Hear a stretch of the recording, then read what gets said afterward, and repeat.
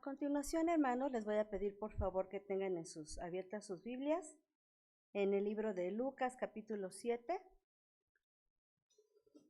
Vamos a llevar a cabo la lectura en la cual se basa el mensaje de hoy.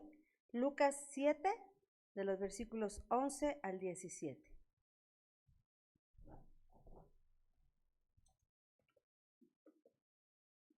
Vamos a leerlo de forma unida, hermanos, por favor. Aconteció después que él iba a la ciudad que se llama Naín, e iban con él muchos de sus discípulos y una gran multitud. Cuando llegó cerca de la puerta de la ciudad, he aquí que llevaban a enterrar a un difunto, hijo único de su madre, la cual era viuda, y había con ella mucha gente de la ciudad. Y cuando el Señor la vio, se compadeció de ella y le dijo: no llores. Y acercándose, tocó el féretro, y los que lo llevaban se detuvieron. Y dijo: joven, a ti te digo, levántate. Entonces se incorporó el que había muerto y comenzó a hablar, y lo dio a su madre. Y todos tuvieron y glorificaban a Dios diciendo: un gran profeta se ha levantado entre nosotros, y Dios ha visitado a su pueblo. Y se extendió la fama de él por toda Judea y por toda la región de alrededor. Vamos a recibir a nuestro pastor, el presbítero Martín Licona, con el mensaje de hoy que se titula: en medio del dolor, Dios te ve.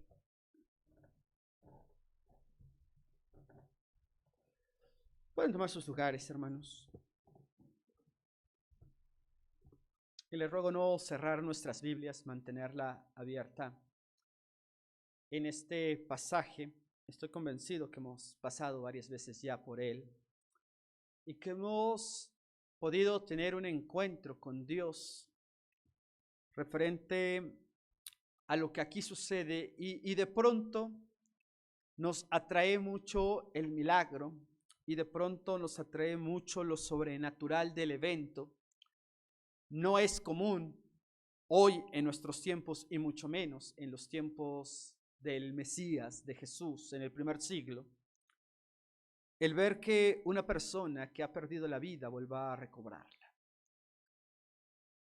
Y de pronto los cristianos, o la humanidad mejor dicho, para no centralizar solamente en los cristianos, la humanidad en general se ha vuelto un poco insensible o se ha acostumbrado tanto al sufrimiento, al dolor, que nos parece normal, que nos parece cotidiano y que nos lleva a seguir caminando hasta que en algún punto eso nos afecta a nosotros.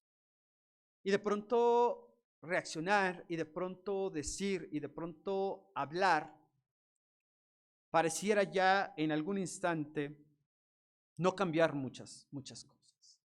El pasaje que hoy tenemos en nuestras manos es especial porque no solamente al maestro se le ocurrió resucitar a esta persona.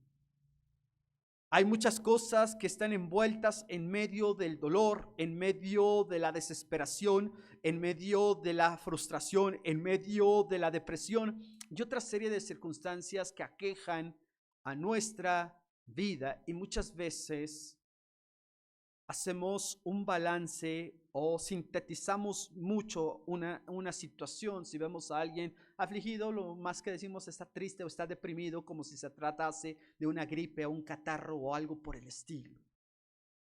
Cuando el Señor nos está poniendo para poder ser luz, para poder ser paz y transmitir esperanza en medio de un entorno que es complicado. Oremos. Bendito Dios y Padre Celestial, queremos darte las gracias por tu infinito amor y tu bondad.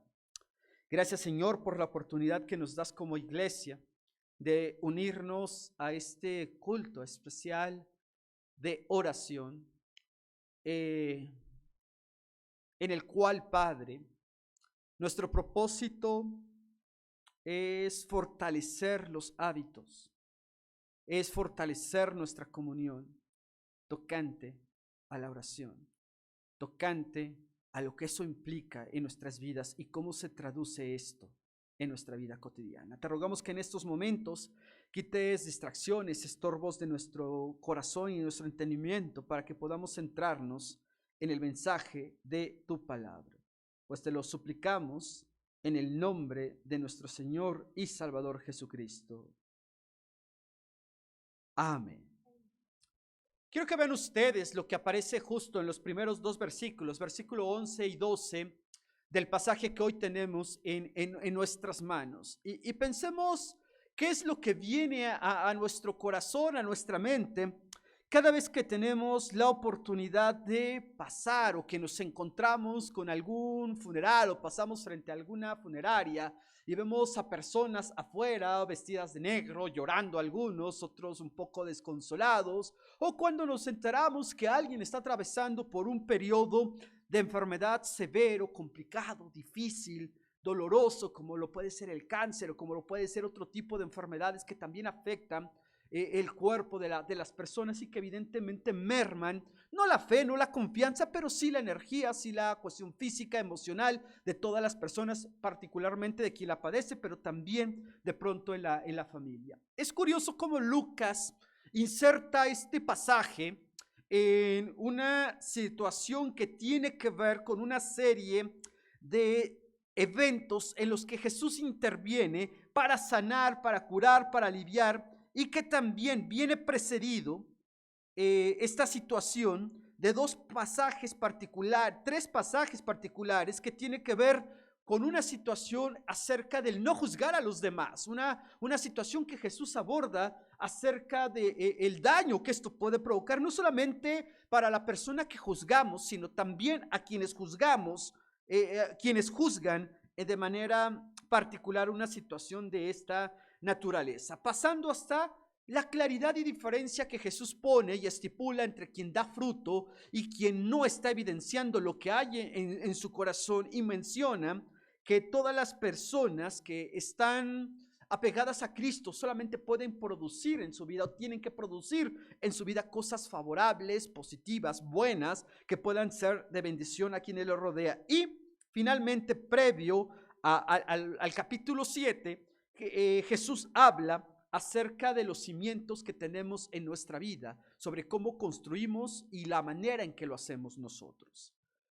Después de esto, los primeros 10 versículos tienen que ver con un hecho también sin tantos precedentes para la comunidad judía: Jesús sanando al siervo de un centurión, un soldado romano, un opresor, y Jesús sana a esa persona. Y seguramente varios preguntarían: ¿y por qué sanó a un extranjero? ¿Por qué sanó a un mundano en el lenguaje coloquial del cristianismo del siglo XXI?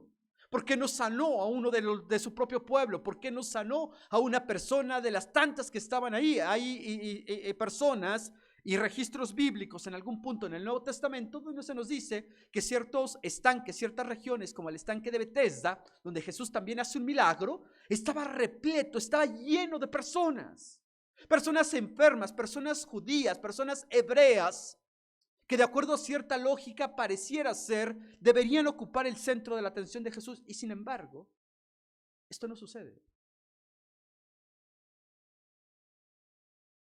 Y el libro, en el Evangelio de Juan, hacia el final nos plasma por qué no se escribió tanto y no se escribió solamente, no se escribió todo lo que Jesús hizo, simplemente una referencia para que pudiéramos entender y ver cómo Dios actúa en nuestras vidas a pesar de todo lo que vemos. Con esto en contexto, dice el versículo 11 y 12: aconteció después que él iba a la ciudad que se llama Naín, e iban con él muchos de sus discípulos. ¿Y qué dice ahí, hermanos? Y una gran multitud. Josefo estimula, fue un historiador judío, más o menos calcula, estima que debieron haber seguido en promedio a Jesús alrededor de entre 3,000 y 5,000 varones, casi a donde él se parara. Recuerden que uno de los países que se pobló en gran extremo para el primer siglo era el judío. Un judío recibía y entendía la bendición entre más hijos tuvieras. No, ellos, si tenías un hijo, dos, te andabas portando mal. Si tenías 20, Dios te amaba mucho. De tal manera que la población en Israel era realmente densa. Estaba sobrepoblado Israel para la época y para los tiempos en los que les tocó vivir. Entonces Josefo estima que entre 3,000 y 5,000 hombres, más mujeres, un promedio de otras 4,000. Y estamos hablando de cifras de 7,000 personas. Ya quisieran muchos predicadores y oradores de hoy en día tener una audiencia similar, ¿no? O por lo menos una quinta parte de eso. Pero ¿qué pasaba con Jesús? La gente lo seguía por diferentes razones. En otro de los pasajes de los evangelios encontramos cómo los mismos discípulos callaban y reprendían a los ciegos, a los paralíticos que estaban alrededor y que gritaban para que Jesús los atendiera. ¿Por qué? Porque era importante seguir, porque era importante llegar a la siguiente ciudad, porque probablemente ahí muchas personas reconocerían al Señor y eso era muy importante. Y de pronto encontramos un versículo 11 y un versículo 12. Cuando llegó cerca de la puerta de la ciudad, he aquí que llevaban a enterrar a un difunto, hijo único de su madre, la cual era viuda, y había con ella mucha gente de la ciudad. Imagínense todo lo que esta mujer tuvo que pasar. Era viuda, solo tenía un hijo y se le acababa de morir. Y había una multitud alrededor de ella. Pero en medio de esa multitud, Jesús se acerca con su multitud. Era otro grupo el que lo seguía, los cuales venían en su fiesta. Venían en su algarabía, venían en la emoción, la adrenalina, seguramente por lo que venían comentando de la sanidad al siervo del centurión y cómo Dios había obrado, y seguramente comentando los pros, los contras, unos seguramente enojados porque lo había sanado y era romano, y otros entusiasmados, y nadie, absolutamente nadie de las dos multitudes pudo notar el dolor de esta mujer. ¿Saben qué he encontrado a menudo en la actualidad, en eventos similares? Pues todos nos vamos a morir. Todos vamos a ir para allá. ¿Para qué se angustia? Si es cristiano, pues que confíe en Dios. Y el tema no era la muerte, porque efectivamente Dios nos ha señalado una fecha a todos. El problema es que a veces está la sociedad del mundo y es alarmante, o será alarmante, o sería alarmante si la iglesia se ve inmersa en esa multitud de fiesta que pasa por alto el dolor de las personas. Y a veces no necesita hablar una persona o decir algo para mostrar la tristeza y el dolor profundo que puede estar sufriendo o puede estar atravesando. Y en medio de esas multitudes Jesús ve a esta mujer en esas condiciones, viuda, sin hijos, acababa de morir y con nadie cerca realmente de ella.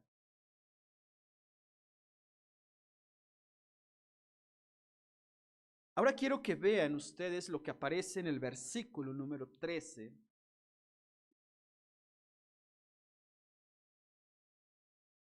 Y cuando el Señor la vio, ¿qué dice, hermanos?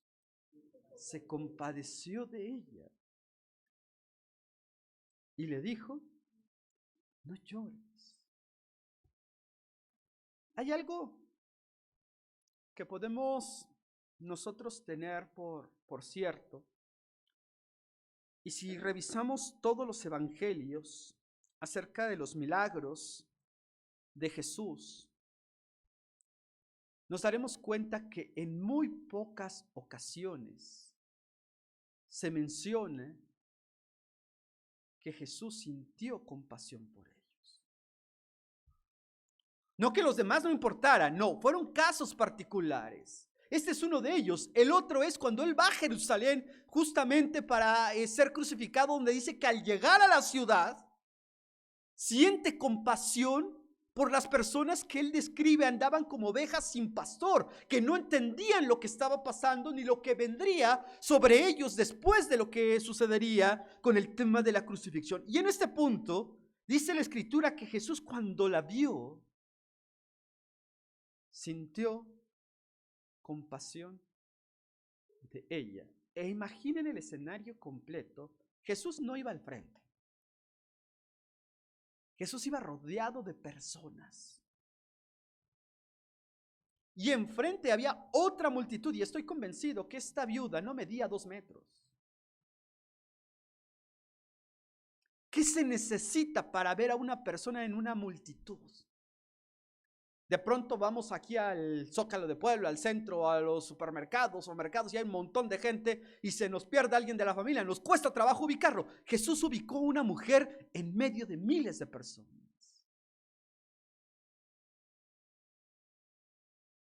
Y cuando la ve realmente se compadece del dolor. Sí, no era la primera mujer que perdió un hijo.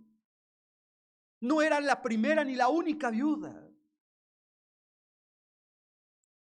El punto es que Jesús estaba ahí y él notó esa diferencia. Él notó el dolor de esta mujer. Ahora, Jesús estaba allí, uno. La Escritura nos dice que a los que creemos en Dios, el Señor nos ha dado la potestad, creemos en su Hijo, nos ha dado la potestad de ser hechos sus hijos de Dios. Y por lo menos sabemos aquí cerca de 20 personas. Y si juntamos a todos los de nuestra iglesia, cerca de 70, 80 personas. ¿Qué notamos en la semana? ¿Qué notamos con la persona a la que nos encontramos y usualmente nos saluda y un día no nos saludó? Seguro algo tiene ya, se enojó conmigo, pues allá ella y su problema. Cuando Jesús ve a esta mujer, siente dolor y angustia por ella. Porque Jesús vio lo que había en el corazón de ella. Y quiero que contrastemos esto con otra escena que Jesús vive también de manera similar. Con sus amigos, recuerdan cuando Lázaro muere.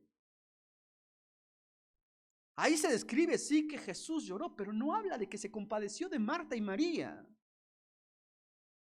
Y eran sus amigos, eran sus amigas. Creció con ellas probablemente en la comunidad cercana y tuvieron algún tipo de compañerismo. Y aún así Jesús presenta una manera de entender y ver el dolor. E igual eran mujeres que no estaban casadas, e igual eran mujeres que no tenían un varón en casa y que habían perdido a su hermano. Pero Jesús trató cada circunstancia, cada evento de manera distinta como lo estaban necesitando ellas. Y lo que va a hacer Jesús es extraordinario, sí, pero es atender a la oración de una mujer. Yo no sé qué le pudo haber pedido esta mujer a Dios. Creo que podemos llenar ese espacio sin problemas nosotros.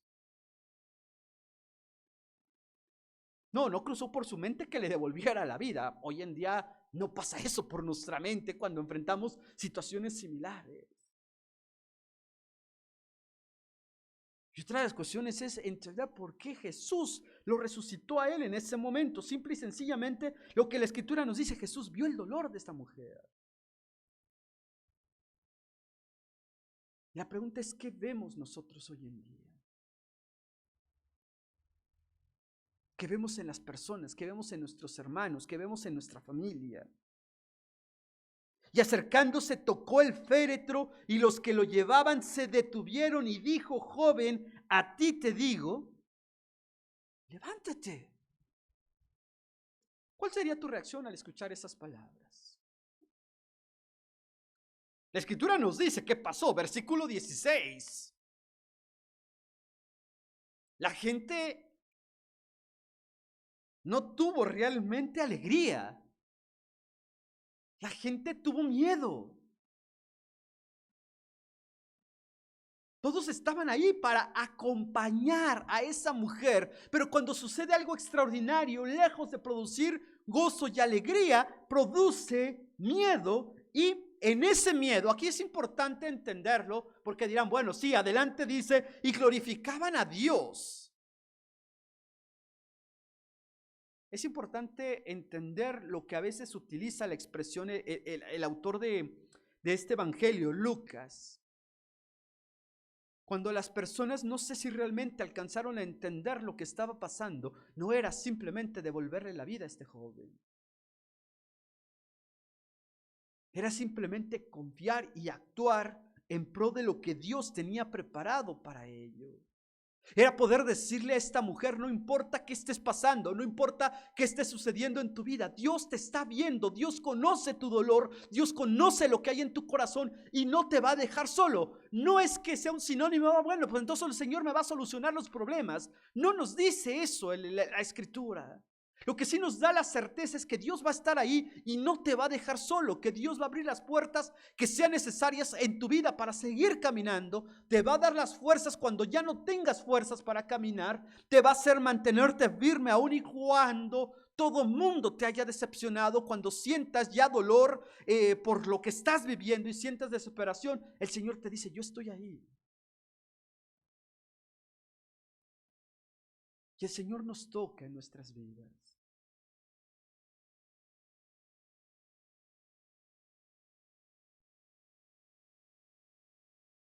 La expresión de las personas fue: un gran profeta se ha levantado entre nosotros y Dios ha visitado a su pueblo. Y no, el tema central, hermanos, no fue el milagro. El personaje central en este momento no fue el hijo resucitado. El personaje central fue esta mujer, esta viuda, que estaba atravesando por un momento realmente complicado. Y la lección fue para todos los que le seguían, particularmente para 12. Aprender a ver más allá de lo que tenemos enfrente. Aprender a ser empáticos con el dolor, con el sufrimiento de personas que probablemente ni siquiera conocemos. De personas que probablemente nunca visiten nuestra iglesia.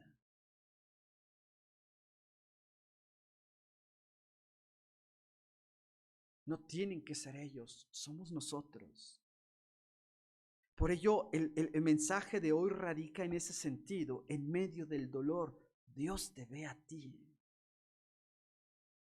No ve tú solamente tus circunstancias. Ve tu necesidad, ve lo que hay en tu corazón, ve lo que hay en tu vida. Y es algo que nosotros debemos tener en nuestro corazón también. Porque la Escritura nos dice además, hermanos y hermanas, que tenemos la mente de Cristo. Deberíamos actuar como Él. Y no es una imitación y vamos a resucitar personas. Eso no es potestad nuestra. Es más, no hay un registro de ello fuera incluso del apóstol Pablo.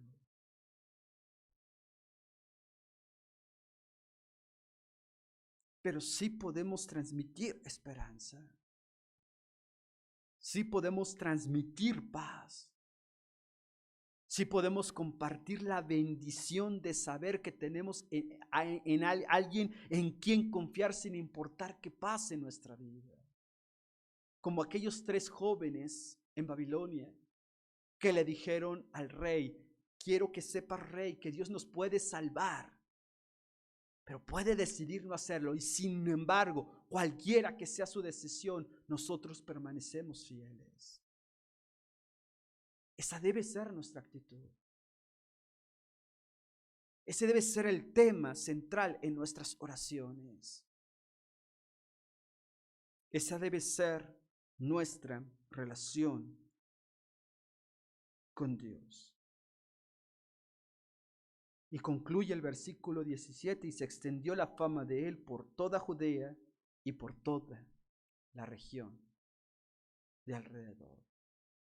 Y llama la atención que Lucas lo registre, porque lo último que buscó Jesús en esta tierra fue fama. Es más, siempre les decía, no les digas a nadie quién hizo esto. Porque ellos querían que encontraran a Dios. Él quería que encontraran al Padre. Esas personas vieron cantidad de milagros.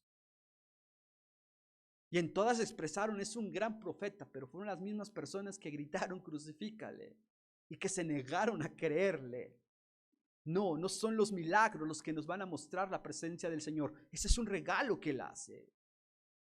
Pero en el fondo está lo que Él ve en nuestro corazón.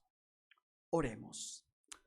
Bendito Dios y Padre Celestial, gracias te damos por la oportunidad que nos das de reflexionar en tu palabra.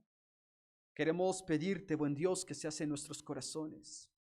Queremos suplicarte, Señor, que nos ayudes a ser personas empáticas y sensibles, que podamos entender la necesidad de nuestro prójimo, que podamos descansar en ti y dejar que tú seas quien actúe. Padre, no siempre entendemos qué pasan y por qué nos pasan las cosas. Y lo que debemos tener por cierto es que sin importar la razón y el motivo, tú estás con nosotros y no nos dejas solos. Porque en medio de todo lo que nos rodea, ves el corazón de tus hijos, ves el dolor de tu pueblo. Y es ahí donde nos recuerdas lo que le dijiste a Josué, lo que dijo tu siervo, el profeta Isaías.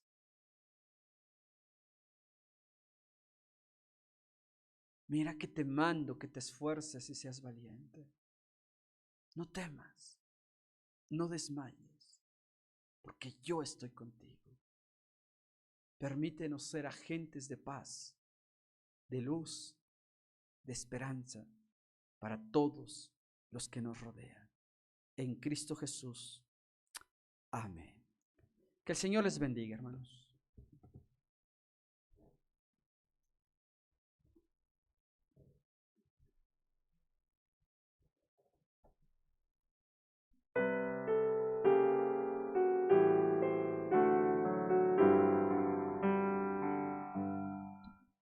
Tu belleza es indescriptible, difícil de expresar. Tus obras son incomprensibles.